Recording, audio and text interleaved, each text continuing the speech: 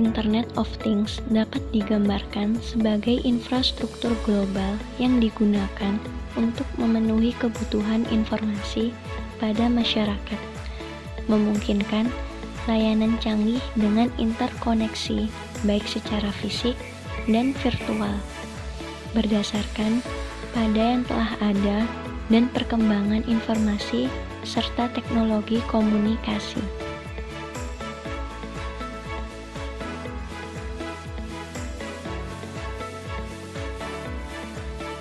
Definisi dari Internet of Things.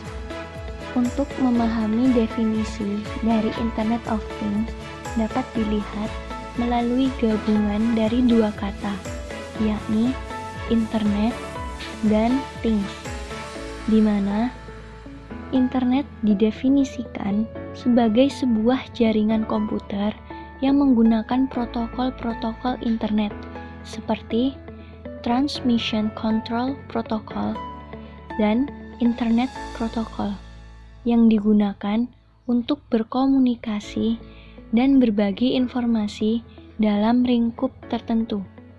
Sementara things dapat diartikan sebagai objek-objek dari dunia fisik yang diambil melalui sensor-sensor yang kemudian dikirim melalui internet. Namun, dari hasil objek yang telah dikirimkan masih memerlukan penyajian ulang yang diharapkan dapat lebih mudah dimengerti oleh stakeholder. Gambar 1.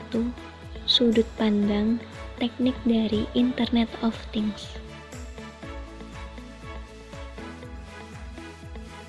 Sudut pandang teknik dari Internet of Things. Objek fisik atau physical things dapat direpresentasikan dalam dunia informasi melalui satu atau lebih objek virtual.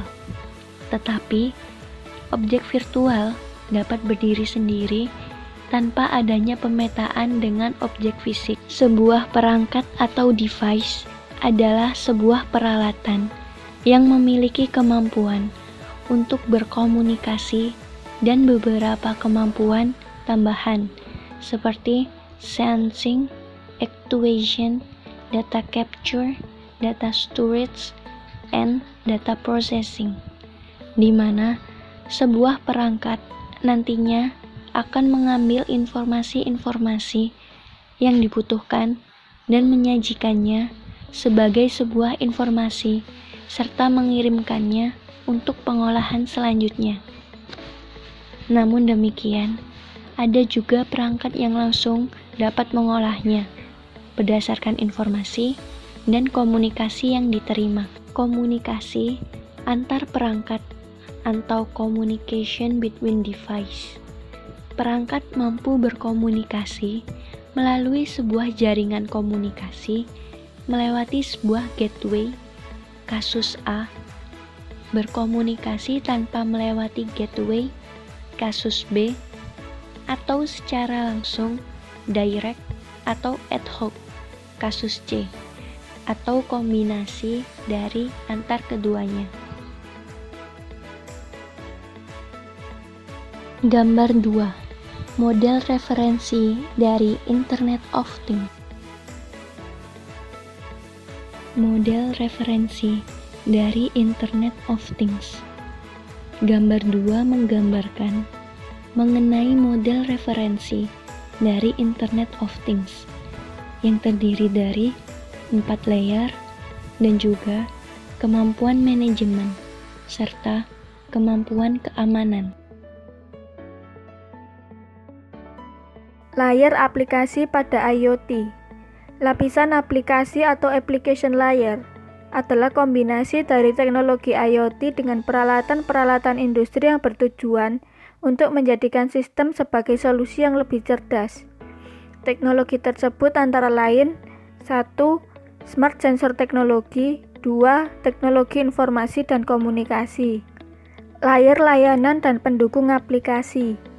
Pada layer layanan dan pendukung aplikasi dikelompokkan menjadi 2 kemampuan, diantaranya 1. Kemampuan dukungan generik. Kemampuan dukungan generik merupakan kemampuan umum yang dapat digunakan oleh aplikasi IoT yang berbeda, seperti pengolahan data atau penyimpanan data. 2. Kemampuan dukungan khusus. Kemampuan dukungan khusus merupakan kemampuan tertentu yang memenuhi persyaratan aplikasi diversifikasi. Layer jaringan. Pada layer jaringan dapat dibagi menjadi dua bagian, yakni sebagai berikut. 1. Kemampuan membangun jaringan. 2. Kemampuan transportasi. Layer perangkat.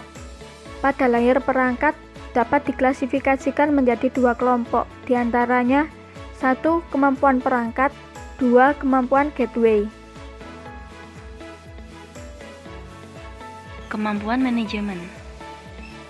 Kemampuan manajemen terbagi menjadi dua, kemampuan manajemen generik atau manajemen perangkat, dan kemampuan manajemen tertentu atau manajemen traffic dan congestion. Kemampuan manajemen generik, seperti aktivasi perangkat remote dan deaktivasi, diagnosis, firmware atau memperbarui perangkat lunak, manajemen status dari perangkat kerja, dan manajemen topologi jaringan lokal. Kemampuan manajemen tertentu, seperti mengatasi jaringan yang sedang overload, serta kemampuan tertentu yang digabungkan erat dengan kebutuhan aplikasi spesifik, seperti persyaratan pemantauan daya saluran transmisi dari smart grid. Dan yang terakhir, kemampuan keamanan. Kemampuan keamanan ialah kemampuan keamanan generik dan kemampuan keamanan tertentu. Kemampuan generik terdiri dari pada layar aplikasi, pada layar jaringan, dan pada layar perangkat. Pada layar aplikasi, otorisasi, autentikasi, aplikasi kerahasiaan data, dan perlindungan integritas, perlindungan privasi, audit keamanan, serta antivirus. Pada layar jaringan, otorisasi, autentikasi, penggunaan data, dan data yang menandakan kerahasiaan, serta sinyal perlindungan integritas. Pada layar perangkat, autentikasi, otorisasi, perangkat validasi, integritas, kontrol akses, kerahasiaan data, dan perlindungan integritas. Kemampuan keamanan juga dapat digabungkan dengan kebutuhan aplikasi-aplikasi tertentu, seperti mobile payment dan persyaratan keamanan. Yang kedua, sejarah perkembangan Internet of Things. Tahun 1989, awal internet mulai terkenal. Tahun 1990, John Romke membuat perangkat, yakni pemanggang roti. Tahun 1994, Steve Mann menciptakan WordCamp. Tahun 1997, Paul Szabo menerangkan mengenai penemuannya soal teknologi sensor. Tahun 1999, Kevin Ashton membuat konsep Internet of Things dan ditemukan mesin dengan sistem radio frequency identification. Tahun 2000, LG berencana membuat dan merilis teknologi Internet of Things, yaitu lemari pintar. Tahun 2003, radio frequency identification mulai ditempatkan di posisi penting dalam perkembangan teknologi. Tahun 2005, media ternama The Guardian dan Boston Globe mengutip banyak tentang Internet of Things. Tahun 2008, berbagai perusahaan meluncurkan IPSO untuk memasarkan penggunaan IP dalam jaringan smart object untuk mengaktifkan Internet of Things. Yang ketiga, cara kerja Internet of Things. Internet of Things bekerja dengan memanfaatkan suatu argumentasi pemrograman, di mana tiap-tiap perintah argumen tersebut bisa menghasilkan suatu interaksi antar mesin yang telah terhubung secara otomatis tanpa campur tangan manusia dan tanpa terbatas jarak berapapun jauhnya. Jadi, internet di sini menjadi penghubung antara kedua interaksi mesin tersebut. Manusia dalam Internet of Things tugasnya hanyalah menjadi pengatur dan pengawas dari mesin-mesin yang bekerja secara langsung tersebut.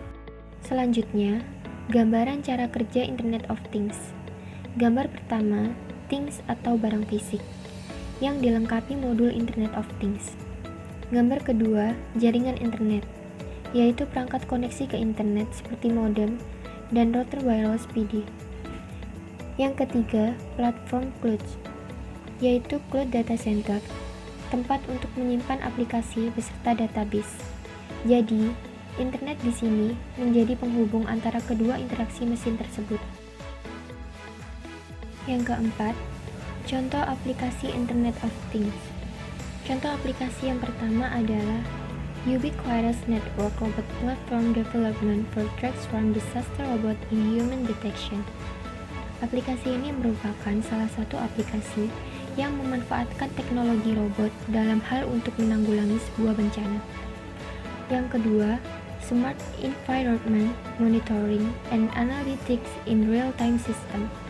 Smart System merupakan sebuah aplikasi monitoring kualitas air berdasarkan lingkungan yang ada secara real-time.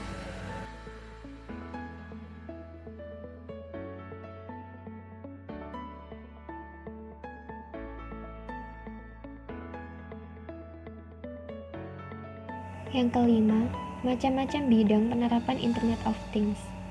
Internet of Things adalah hal yang tidak bisa dipisahkan di dalam kehidupan kita. Tidak heran jika kita bisa menemukan berbagai macam pengaplikasiannya di sekitar kehidupan kita sebagai berikut.